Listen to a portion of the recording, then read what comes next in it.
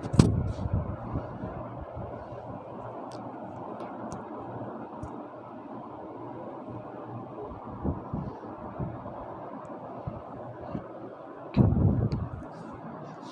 Friends, आप सभी के लिए गुड मॉर्निंग। आज के साइंस लाइव सेशन में आपका स्वागत है। जल्दी से वीडियो को लाइक करें और जल्दी से चैप्टर 11 ह्यूमन आइज के बारे में बात करें। कल मैंने इंद्रधनुष और उसके बारे में बता दिया था। आज हम तारों का टिमटिमाना बताएंगे। तारों का टिमटिमाना, आज ये चैप्टर पूरा हो जाएगा।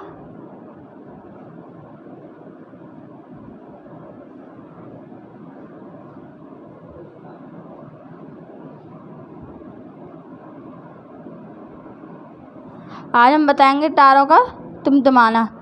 ठीक,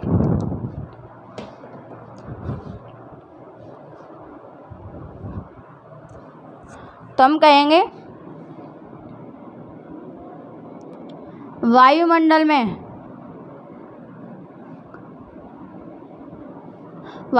में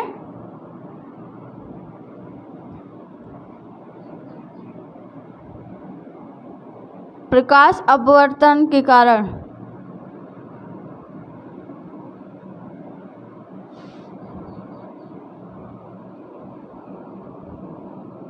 वायुमंडल में प्रकाश अपवर्तन के कारण थोड़ा ही बंद हो गया, थोड़ा दूसरे लेना। वायुमंडल में प्रकाश अपवर्तन के कारण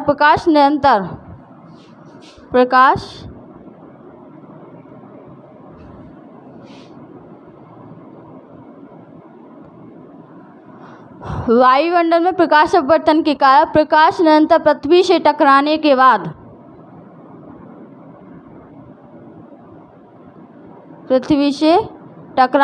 बाद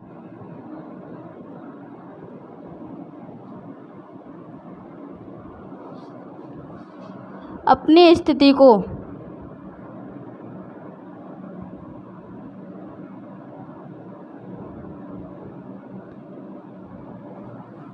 वायुमंडल में प्रकाश अपवर्तन के कारण प्रकाश निरंतर पृथ्वी से टकराने के बाद अपनी स्थिति को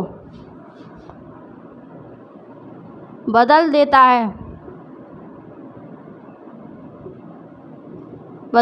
है, जिस कारण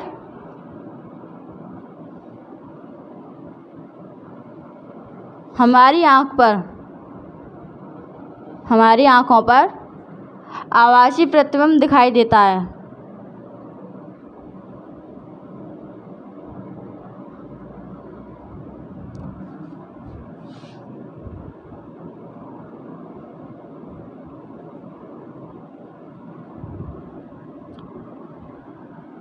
ठीक, वायुमंडल में प्रकाश अपवर्तन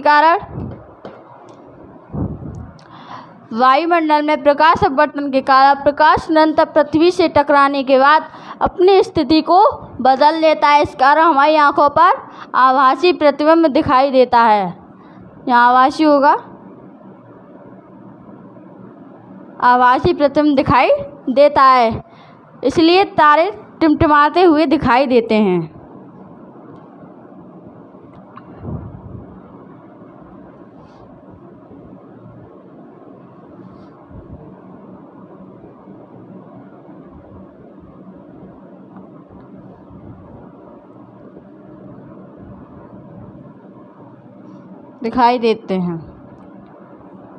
ठीक,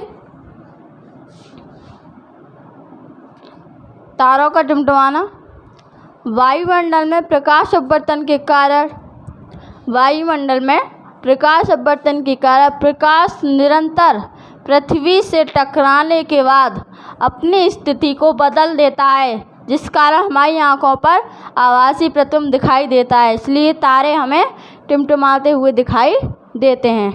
ठीक, ये हो गया तारों का टिमटिमाना।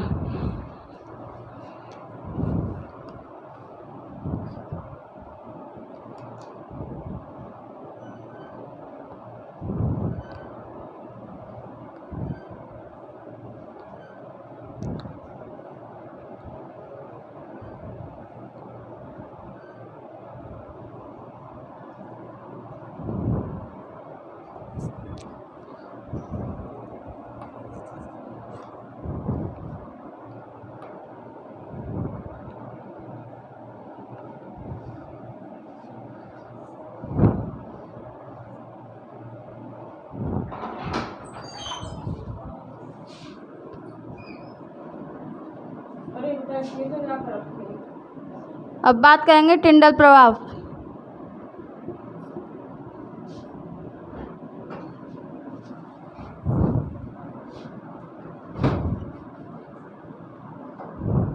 टिंडल प्रभाव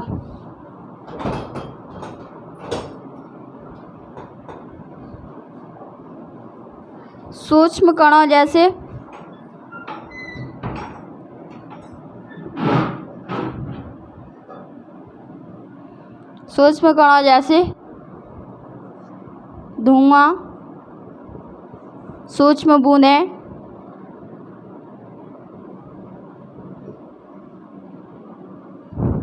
धुआं, सूक्ष्म बूंदें, जल,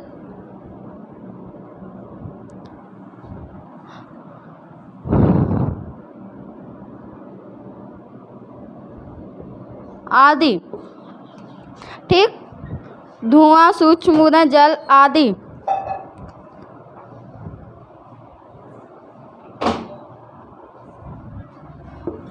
टिंडल प्रभाव सूक्ष्म बूंदें कणों जैसे धुआं, जल, सूक्ष्म बूंदें आदि उपस्थित होते हैं।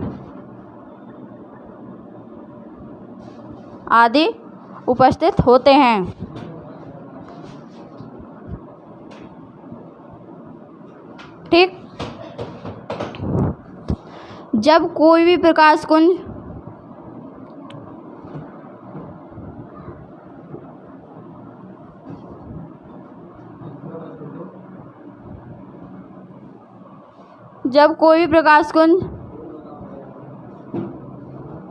इन कणों पर पड़ता है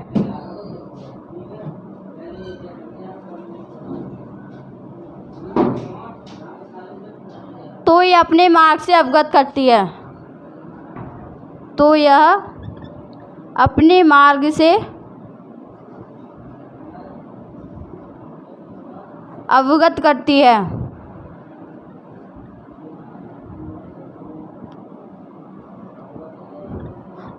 और कोलैडी कणों के रूप में व्यक्त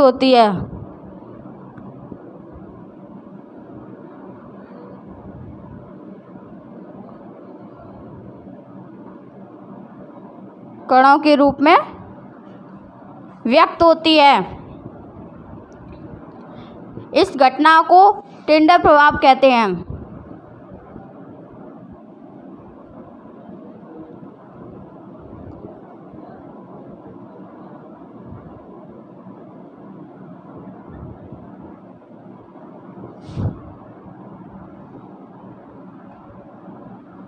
ठीक, टिंडल प्रभाव जैसे सूक्ष्म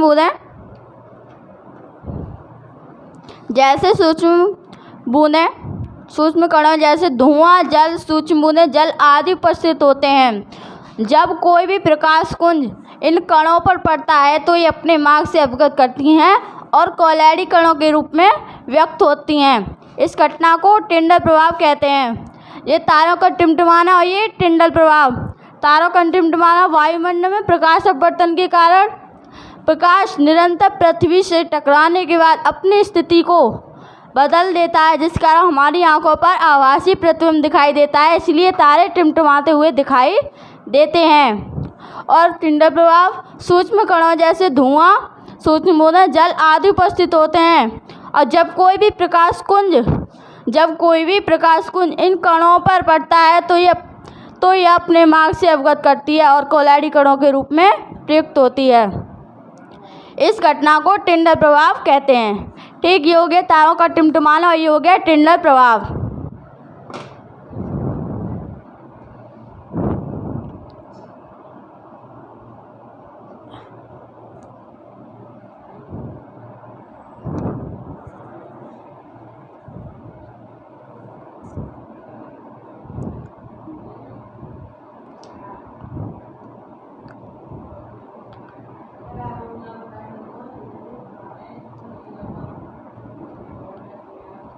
जब कोई भी प्रकाश दूर के कणों की उपस्थिति दिखाई देती है तो यह दूर के कण कोलैडी कणों को इस प्रकार हमारी गति को अपने साथ लाता है।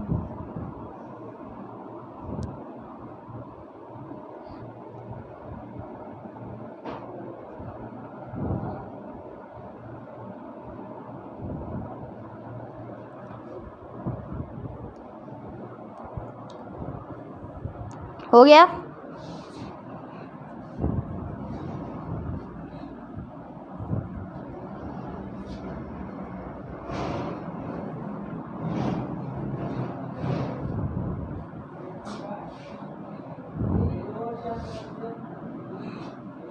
अब बात करेंगे सूर्यास्त से पहले सूर्य का प्रतिबिंब कैसा बनता है।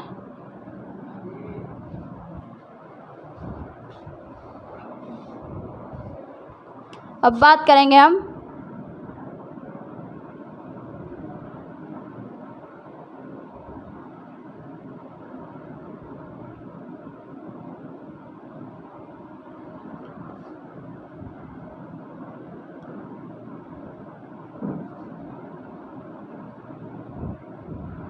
सूर्योदय से पहले सूर्यास्त से पहले सूर्य का प्रतिबिंब।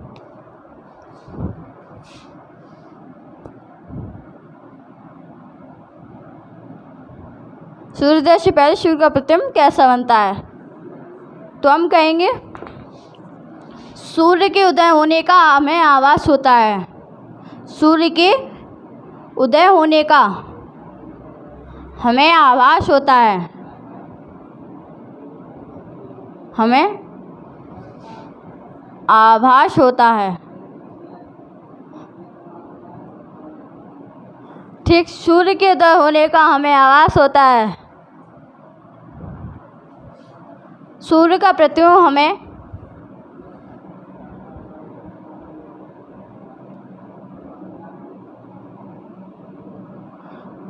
सूर्य का प्रतिबिंब हमें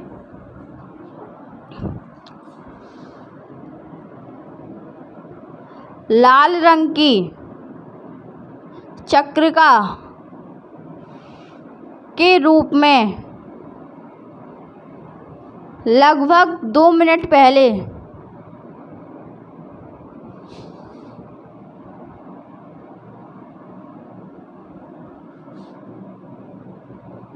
दिखाई देता है।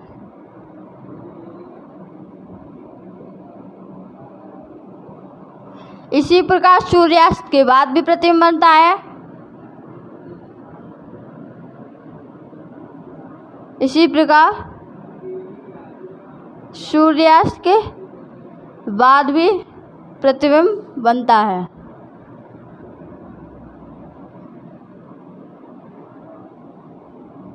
ठीक, इसलिए होता है।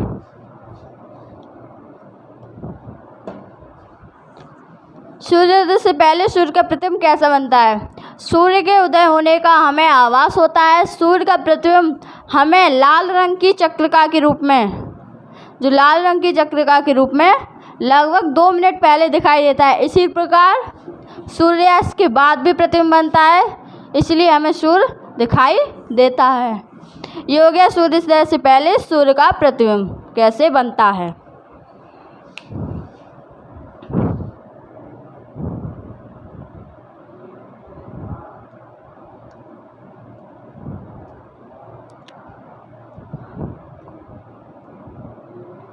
सूर्य कणों के रूप में सूर्य के कणों के दिखाई देते हैं। कोई प्रकाश सूर्य के कणों के उपस्थिति में दिखाई देता है।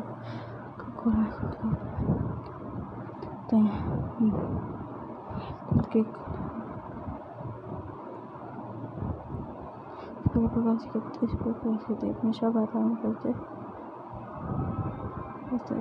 कणों को भी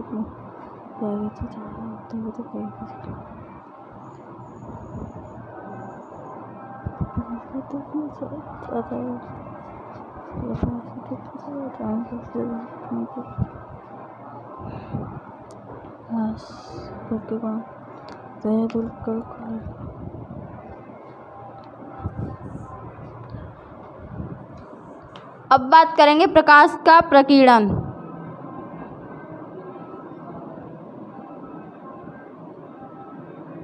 हो गया वो।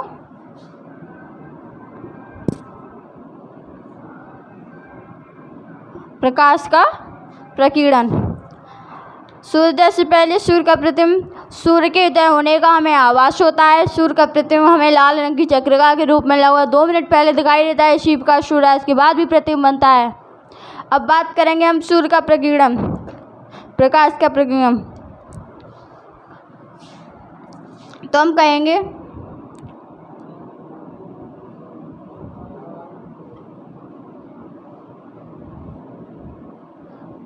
जब कोई भी प्रकाश धूल की कणों की उपस्थिति में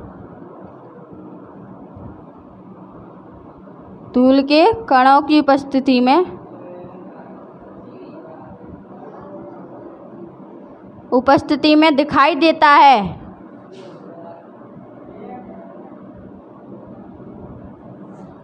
जब कोई भी प्रकाश धूल की कणों की उपस्थिति में दिखाई देता है तो यह धूल के कण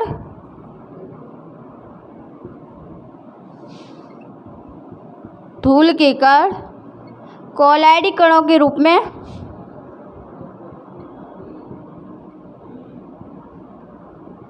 रूप में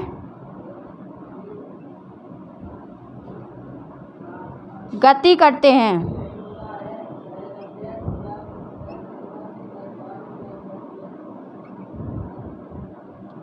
देखें क्या कह रहा है, प्रकाश का प्रकीर्णन, जब कोई भी प्रकाश धूल कणों की उपस्थिति में दिखाई देता है तो यह धूल के कण कोलाइडी कणों के रूप में गति करते हैं।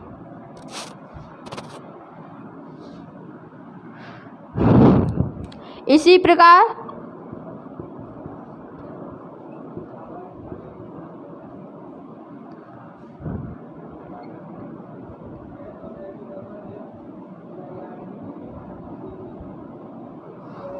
प्रकार धूल के कणों को हम आते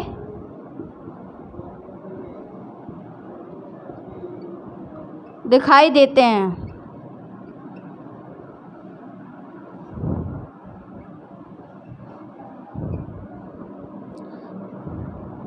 इसलिए इसे प्रकाश का प्रकीर्णन कहते हैं।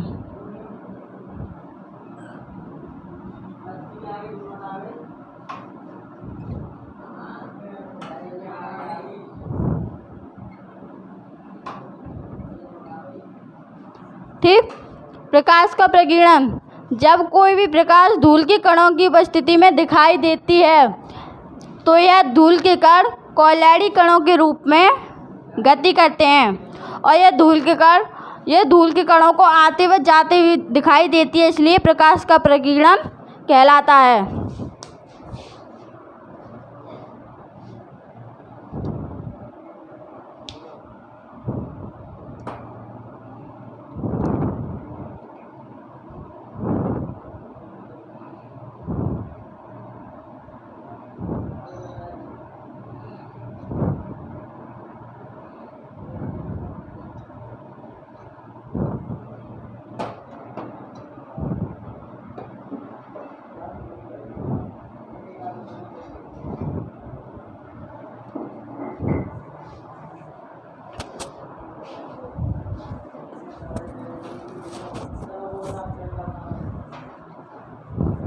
ठीक,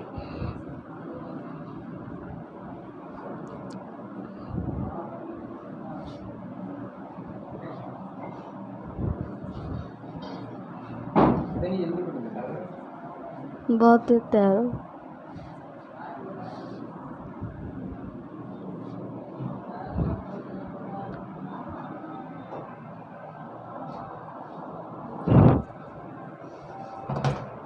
अब बात करेंगे न्यूमेरिकल, ये आपकी थ्योरी हो गई थी। अब बात करते हैं सवाल की। कल भी मैंने कुछ न्यूमेरिकल करवाए थे, आज भी बताएंगे हम लेंस के सूत्र से। ये चैप्टर आज तुम्हारा कंप्लीट हो जाएगा।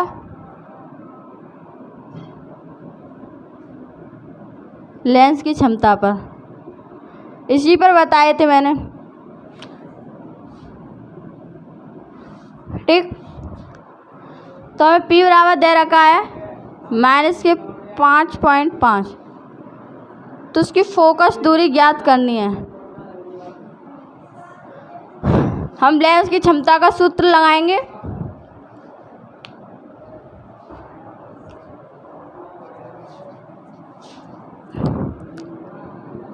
लेंस की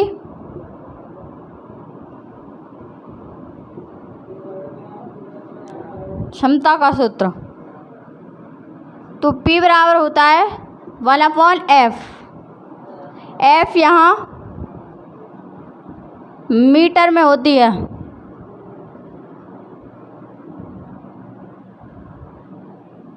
f यहाँ मीटर में होती है। ठीक, P की वैल्यू हमें दे रखी है, तो f बराबर 1/p कर सकते हैं। माइनस के 5.5, तो f बराबर हो गया हमारा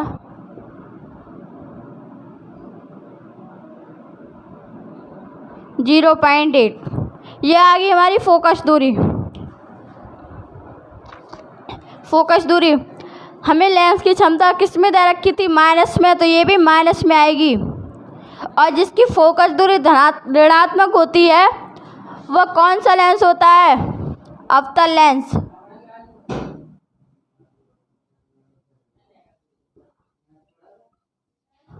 कॉनकेव मिरर।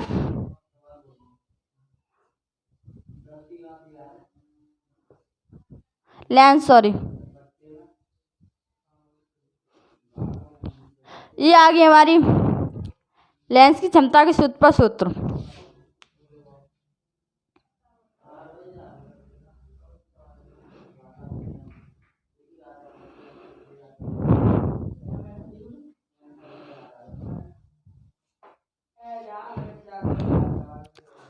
हो गया ये।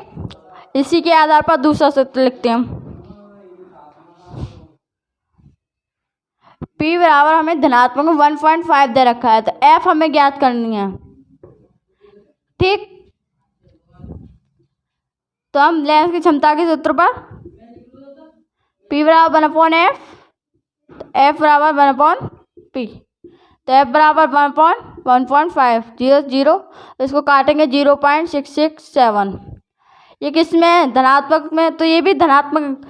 जिसकी फोकस दूरी धनात्मक होगी वह कौन सा होगा? Convex mirror, convex lens. ये होगी हमारी न्यूमेरिकल लेंस की क्षमता के सूत्र पर।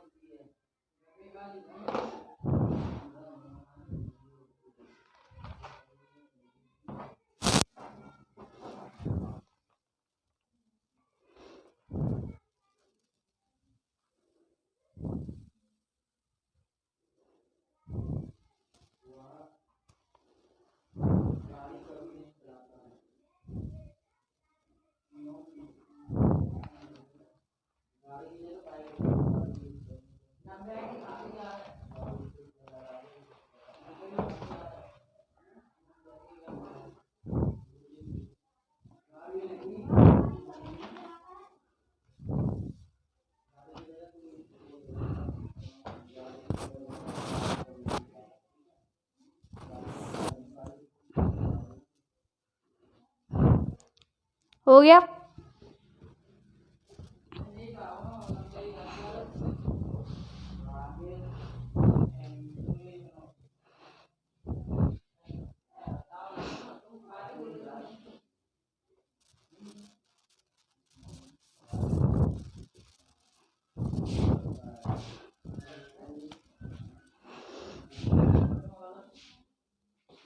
इसी प्रकार और लेते हैं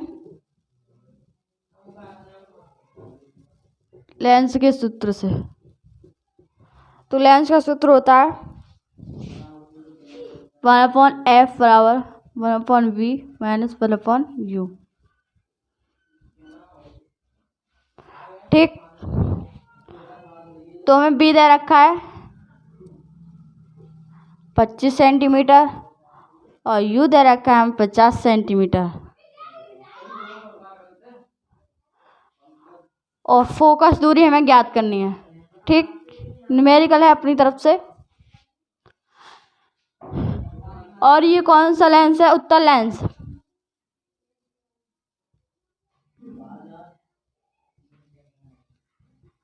उत्तल लेंस। ठीक,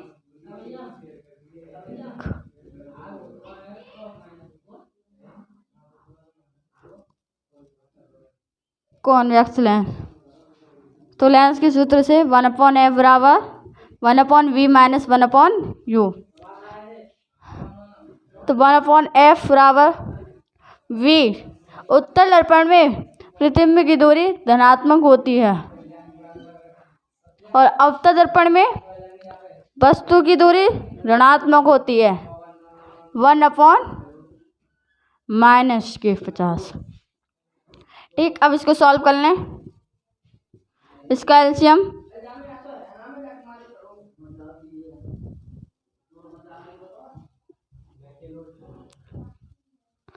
सौ ले रहे हैं, इससे ये कट गया। तो 1/f बराबर 1/25 प्लस की 1/5। इसका एलसीएम 100। 25 दूनी 50, 25 चौका 125।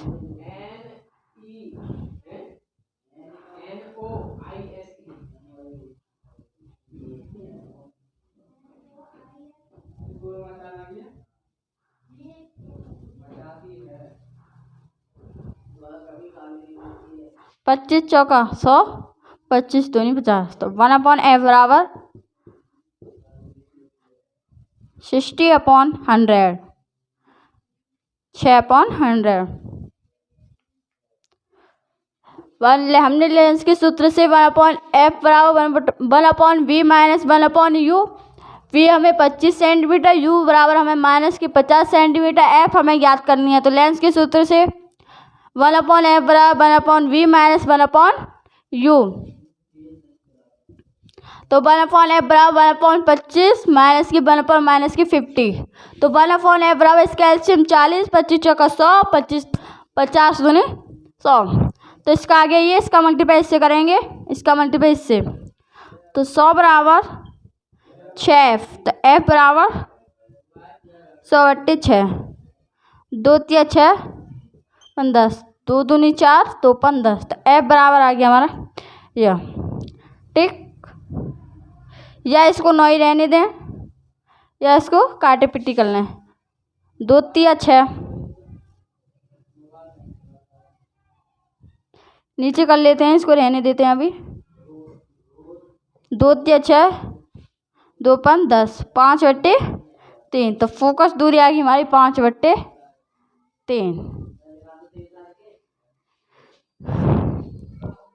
जिसकी फोकस दूरी धनात्मक में है, ये धनात्मक। ठीक, तो ये कौन सा लेंस है? उत्तल लेंस। मैंने बता दिया, हो गया ये पहला न्यूमेरिकल।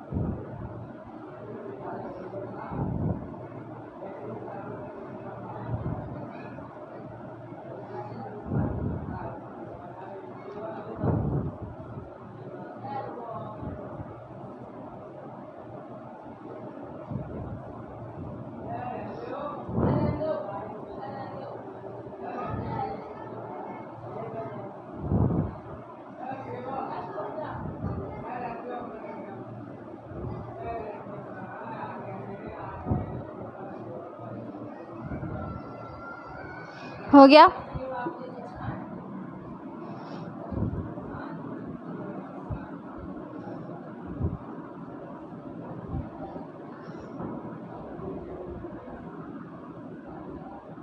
इसी के आधार पे एक और क्वेश्चन लेते हैं, अब किस चित्र की सहायता से लेंगे।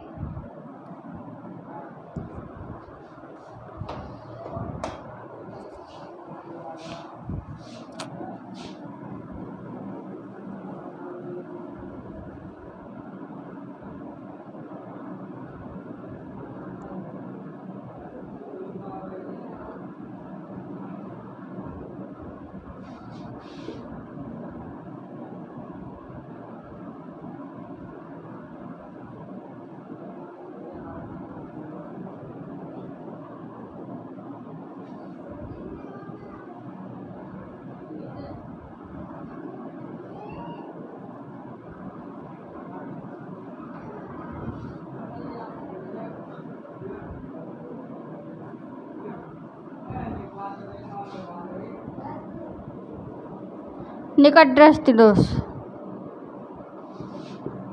ठीक, ये निकट दृष्टि दोष है।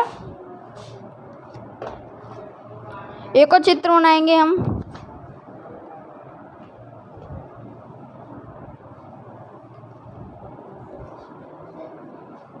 इसी के आधार पर ये थोड़ा टेढ़ा हो गया है।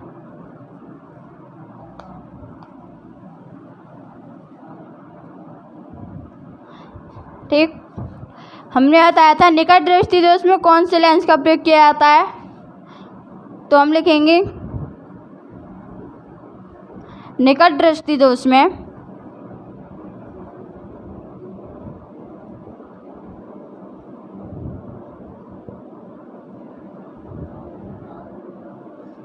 अवतल लेंस, अवतल लेंस। निकट दृष्टि दोष में अवतल लेंस का प्रयोग किया जाता है।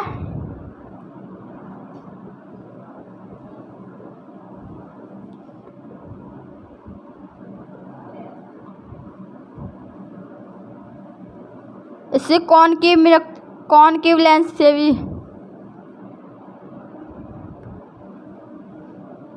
इंग्लिश में इसे कॉनकेव लेंस कहते हैं। ठीक, निकट दृष्टि दोष में अवतल लेंस का प्रयोग किया जाता है, मैंने बताया था। और दूर दृष्टि दोष में उत्तल लेंस का प्रयोग किया जाता है और जरा दृष्टि दोष में द्विफोक्सीय लेंस का प्रयोग किया जाता है। ठीक, तो इसी के आधार पर हम क्वेश्चन लेंगे।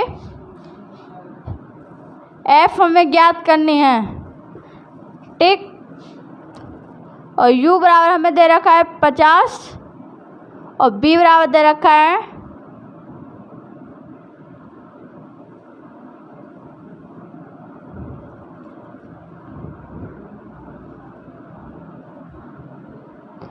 15 कर लें, इसे 30 कर लें। ठीक, निकट दृष्टि दोष है। निकट दृष्टि दोष में किसका प्रयोग किया जाता है? अवतल लेंस। ये अवतल लेंस है, अवतल लेंस, कॉनकेव लेंस। ठीक, अवतल लेंस में सभी ऋणात्मक होते हैं। तो हम ज्ञात करेंगे लेंस के सूत्र से।